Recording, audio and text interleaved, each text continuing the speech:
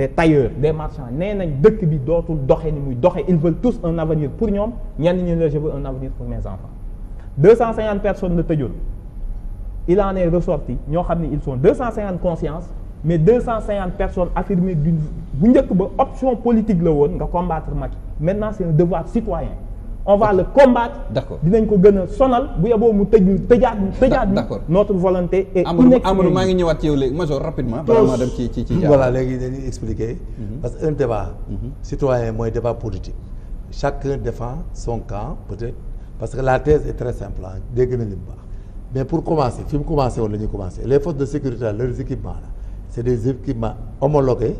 et achetés en fonction menaces yi nga xam ne Sénégal moom la maintien de l'ordre moom naturellement on le fait avec le matériel que nous avons le Sénégal a acheté du matériel pour faire face au terrorisme et pour faire face aux éventualités d'occupation par un État étranger su ñuy def maintien de l'ordre les moyens véhicules les moyens qui déplacent les hommes et autres sont des moyens homologués maintien de l'ordre liy différence am ak une guerre asymétrique mooy booy dem guerre asymétrique doo fa yóbbu grenade lacrymogène doo ko tirer tu amènes des A52 des 12-7 des roquettes et des missiles au Sénégal le principe est respecté le matériel que nous avons acheté est un matériel légal et réglementaire et conforme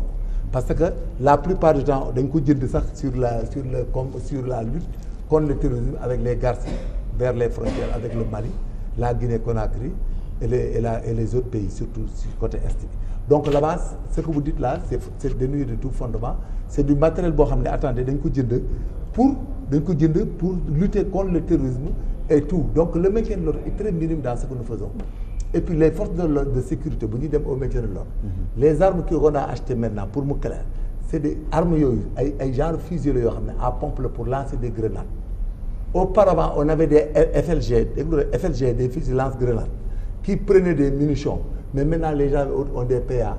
et autres armes et puis les munitions sont cadrées et gardées par le chef parce qu'au Sénégal nul n'ignore que bu ñu utiliser les armes il y a ce qu'on appelle une réquisition spéciale et dans les cas de légitime défense que vous voulez évoquer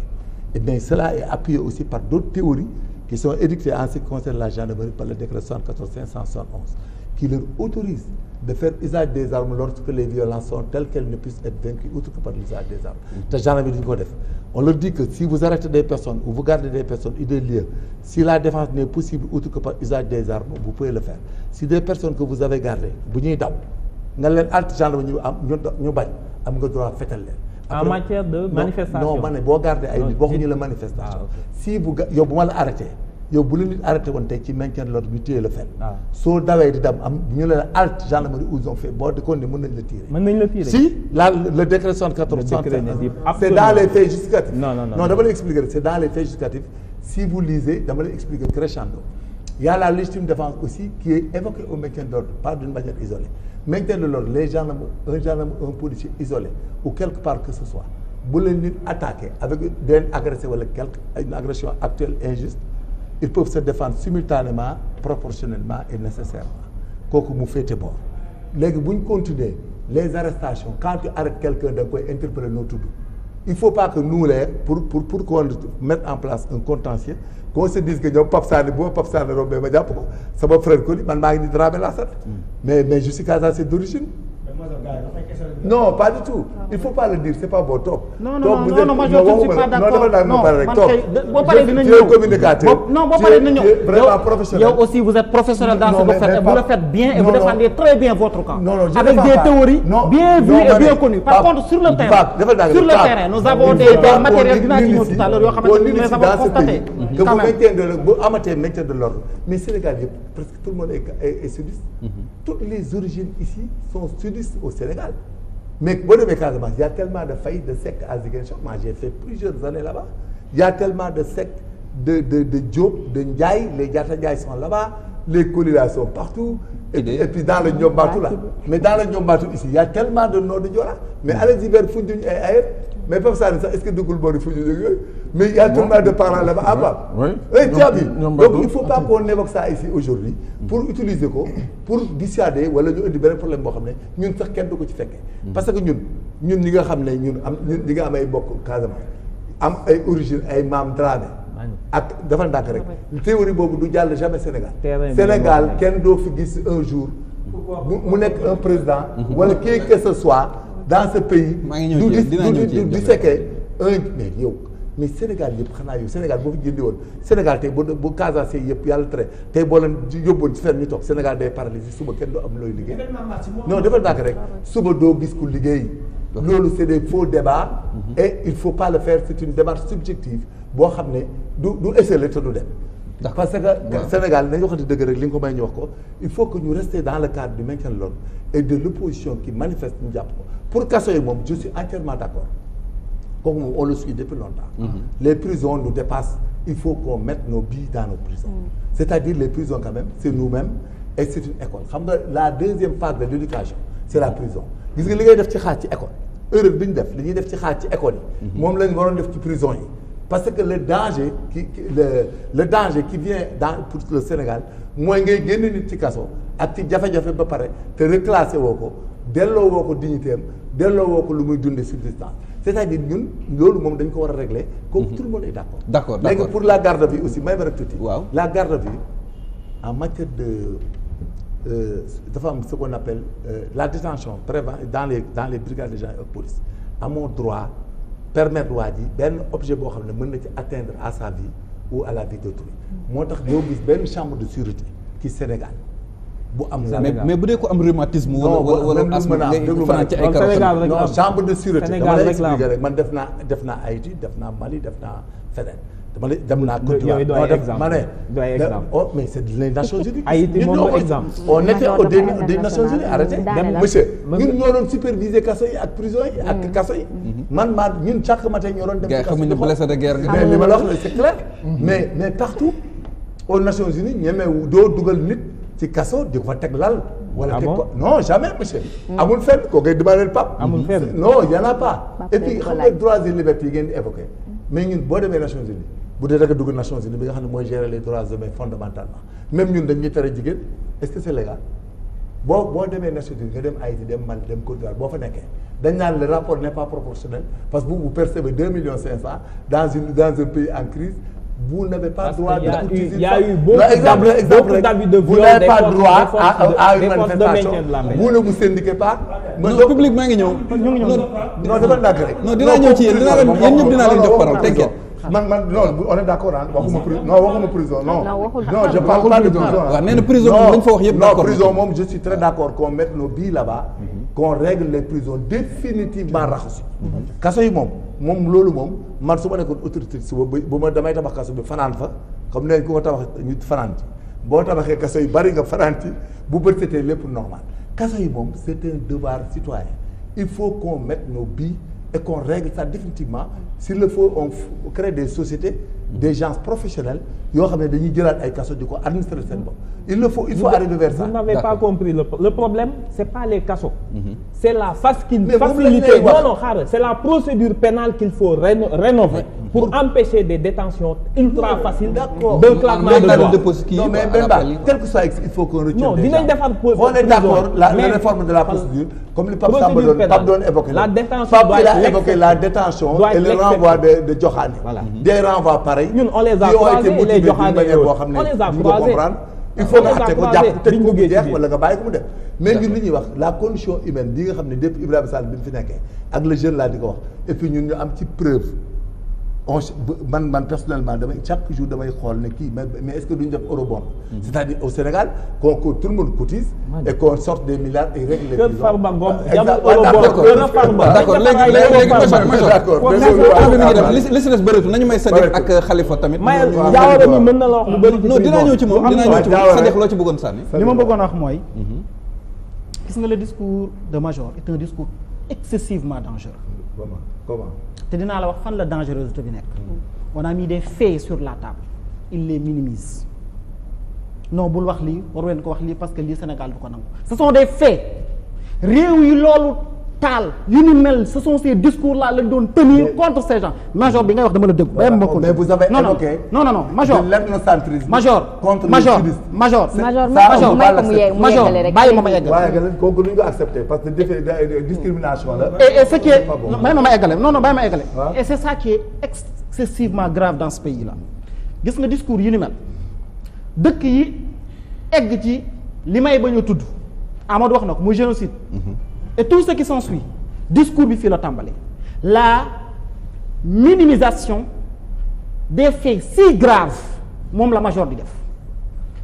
quand un colis ou un Diatta est arrêté parce que tout simplement son patronyme c'est Coly ou Diatta votre rôle vous en tant que citoyen était de les dénoncer. mais non xaaral ma ñëw rek. xaaral ma ñëw mais vous m'avez évoqué. mais est-ce que vous avez apporté la major xaaral ma ñëw major xaaral ma ñëw. c'est pas dangereux. major xaaral ma ñëw major xaaral ma ñëw. vous êtes dangereux. non mais major dama ne le discours est dangereux vous je ne dis pas vous êtes. mais bàyyi ma yeggale major major bi ngay wax dama la bàyyi. voilà yéen a bi ma lay wax dama la bàyyi. allez-y continuez. laissez-moi terminer laissez-moi mais c'est vous c'est ce que vous dites qui est dangereux. mais le bàyyi ma continuer. la discrimination. major entre les nordistes et les sudistes. major vous avez dit que les major gendarmes. ñu dégloon rek major débat bi mën a kii ont quoi. arrêté major des Coly et des Diatta. major mais on vous demande d'apporter la major laissez-moi terminer bi ngay wax dama la déglu. et au moins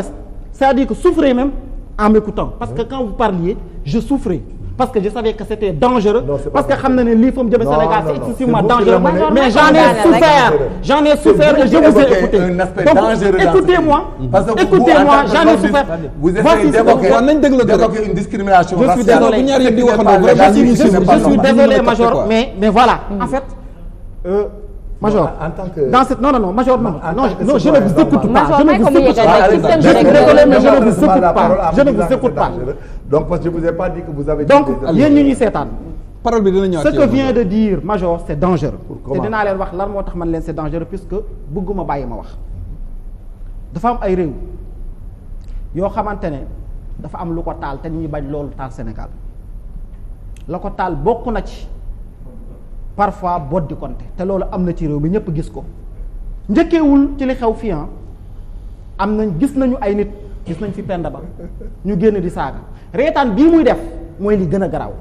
c'est une forme de minimiser ce qui est en train de se passer. non léegi nag ñu continuer li nga xamante ne mooy li gën a garaaw. major bàyyi ko ba pare muy théoriser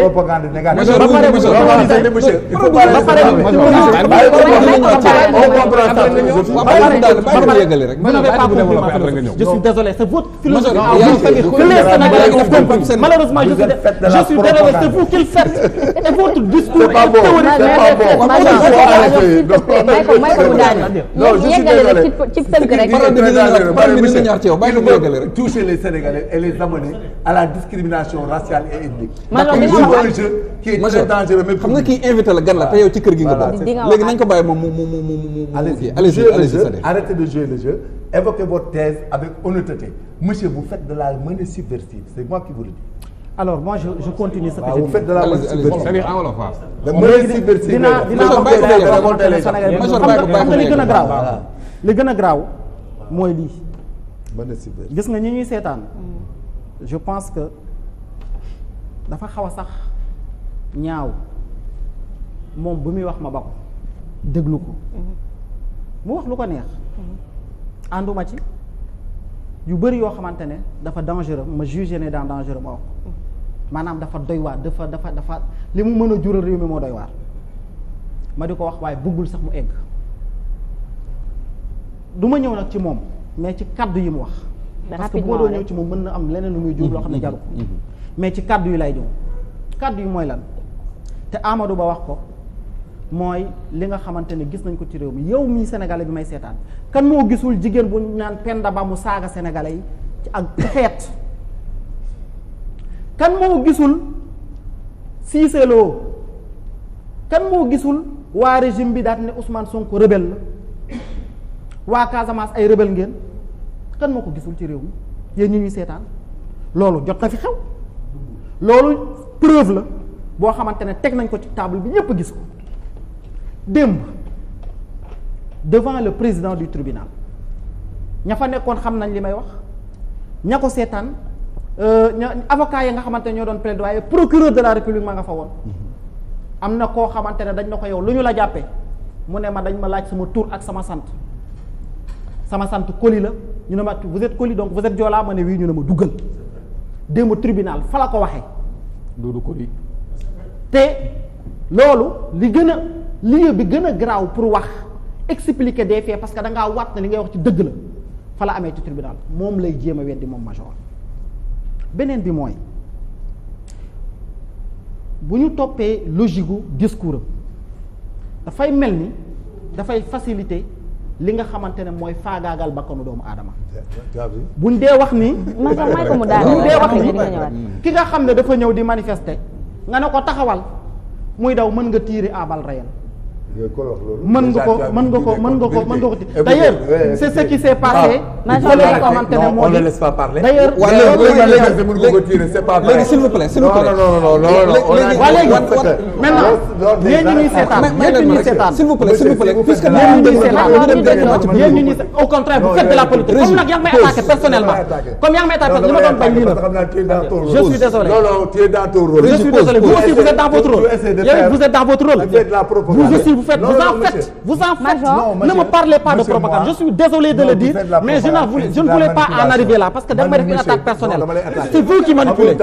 qui manipulez